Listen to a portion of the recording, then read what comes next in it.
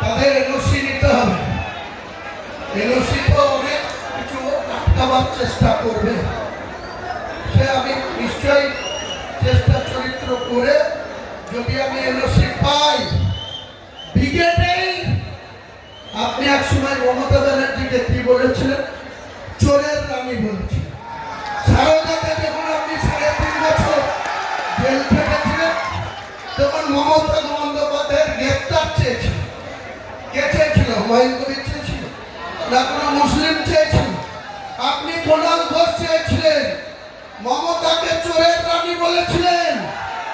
আমি বলিনি, হুমায়ুন কবির বলেনি, বাংলার কোনো মুসলমান সম্প্রদায় মমতা বন্দ্যোপাধ্যায়কে চোর বলেনি, কিন্তু আপনারা বলেছেন। আর মমতা বন্দ্যোপাধ্যায় এত মনোবলিতে ভরা, যে যত বেশি গাল দেবে তার অত বেশি প্রমোশন হবে মমতা ব্যানার্জির কাছে। যে যত বেশি ওকে গাল দেবে মমতা ব্যানার্জি।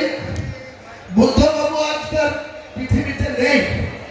বুদ্ধবাবু আপনার মতো 11 বছর মুখ্যমন্ত্রী ছিল, আর জ্যোতিবাবুর মন্ত্রী সবাই দীর্ঘদিন